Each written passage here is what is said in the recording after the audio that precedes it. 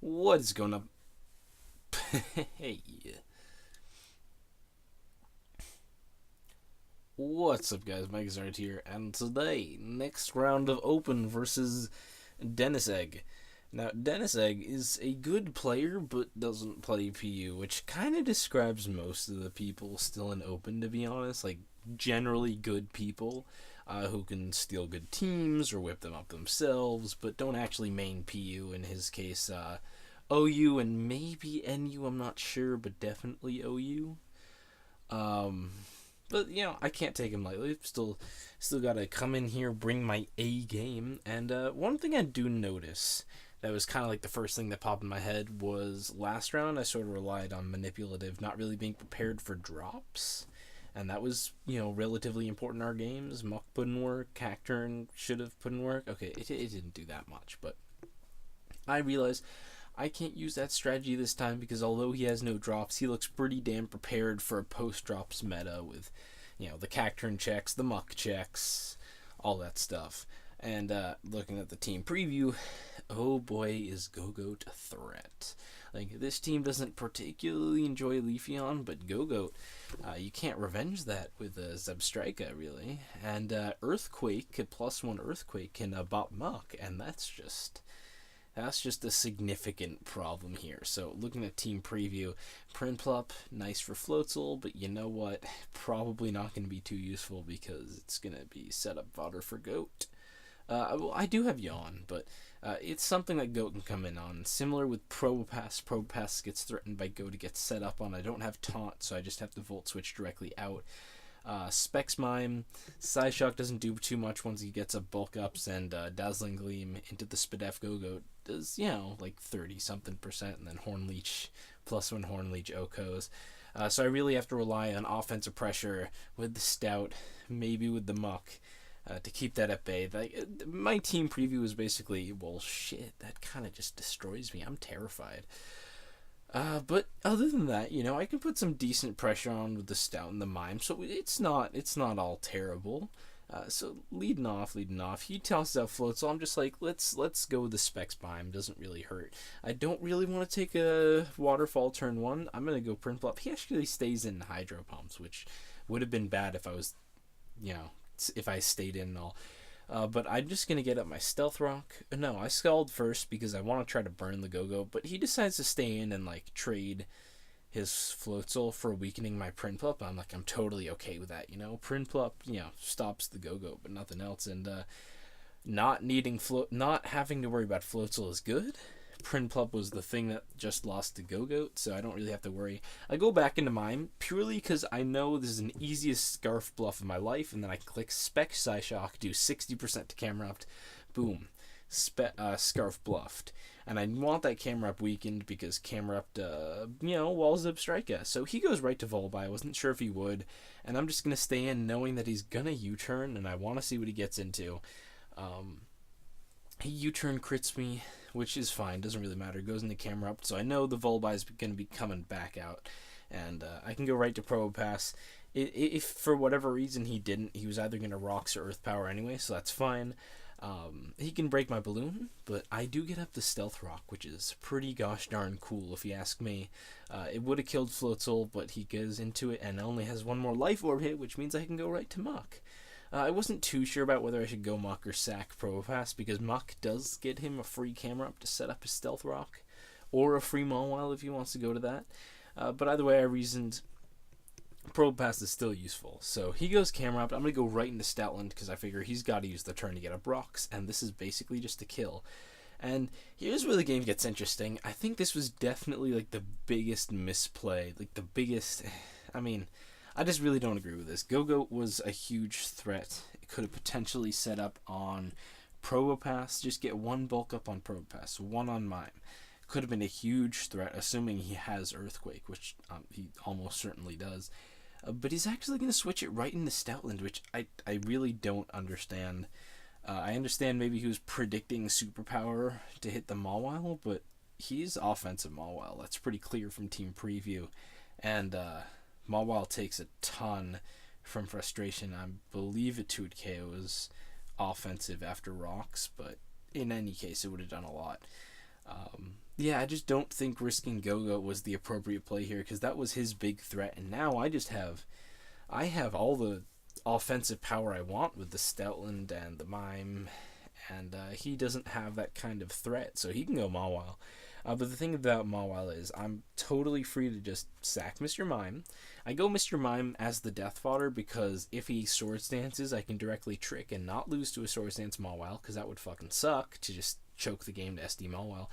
And now we can just go Probe Pass and trap him, not even worried about a flinch, because sheer force. And once I remove that, like, he has 3 annoying things, but I should be able to keep the game at this point. So he goes Mime. I'm willing to go to Muck expecting the Focus Blast. I don't think he's going to do anything else. That would be pretty risky. Plus, I could just go to Stoutland, get a kill after that if he did.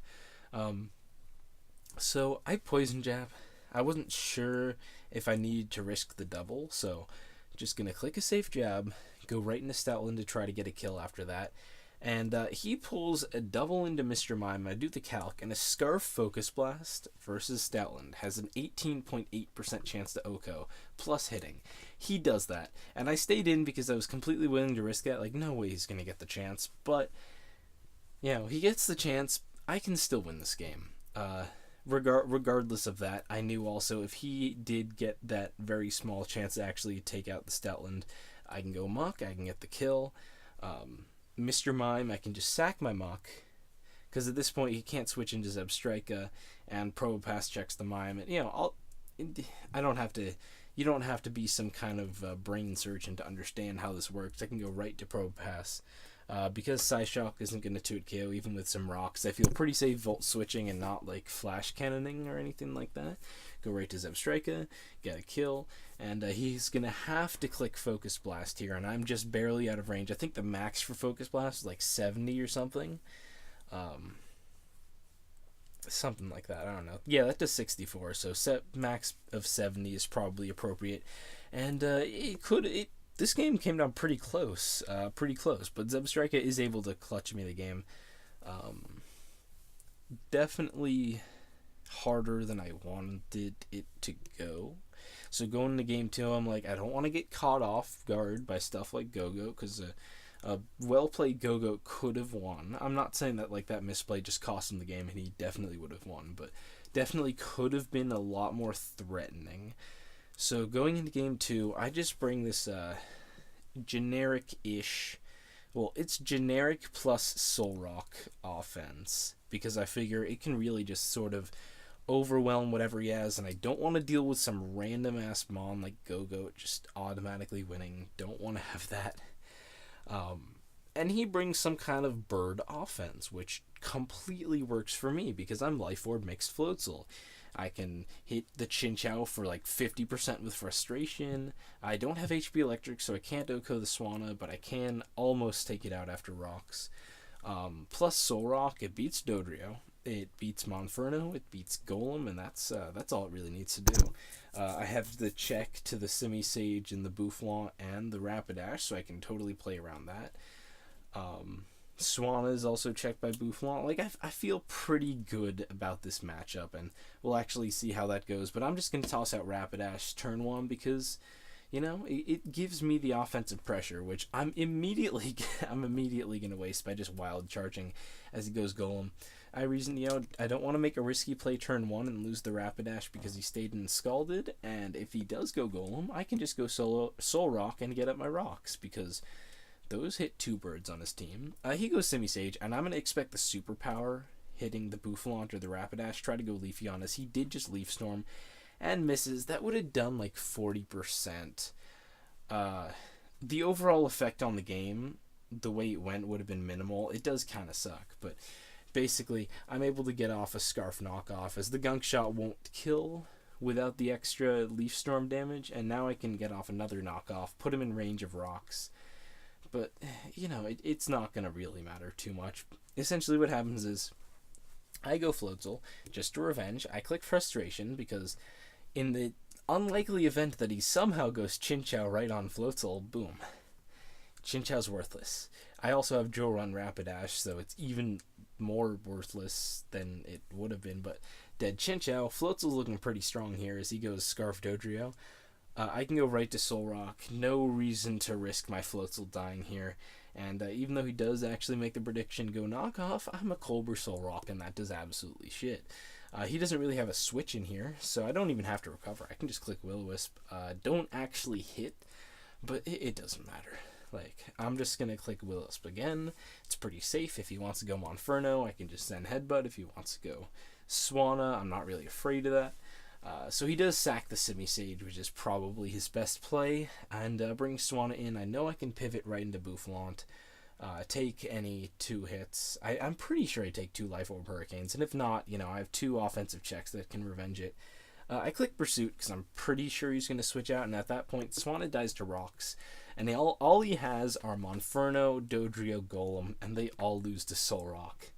Fucking Soul Rock, man. It just wins from here. He actually reveals Curse as his last slot on Tank Golem, like Rocks, Earthquake, Stone Edge, Curse, which is not typically the last move slot you see, but I can honestly really respect it because it lets you beat Calm Mind Clefairy, for example. I mean, Toxic and Sucker Punch and Protect are all things that you more commonly see, but I think as far as innovation in random slots go, I can definitely respect that. I don't see why not.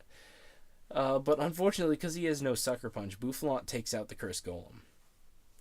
Dodrio comes in. I can sack Boufflant. I can go Soul Rock. I'm not even going to waste my time Morning Sunning and healing up, even though Soul Rock could just win on its own. I see no reason to waste time with that. When I can kill the Dodrio with Soul Rock, he goes Monferno.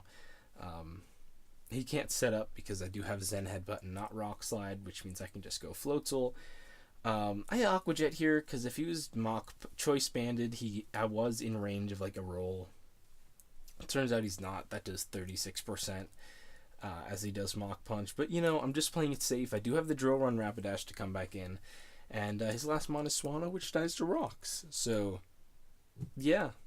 That Hyper Offense pick definitely working out for me pretty well, I think. Floatzel catching the Chinchou was really just the pivotal moment in, well, now you really have problems with Soul Rock. So, yeah, definitely a bit easier for me to take these games than it was the last couple of weeks. Very close series versus Manipulative and Krylot, so I was happy to have a little bit of a break, but still well played by DennisEG. He probably would have had a pretty good open run otherwise. He had comparatively good teams for the amount of, the people who main OU or main UU but are playing PU Open because it's Slam. He definitely has some of the better teams I've seen. I'm being completely honest about that, not just because I beat him and I want to say something nice.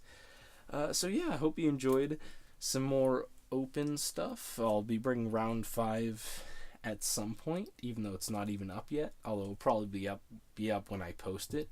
And when I post this recording, round 5 will probably already be up. I can't talk. I better end this recording, so see you later.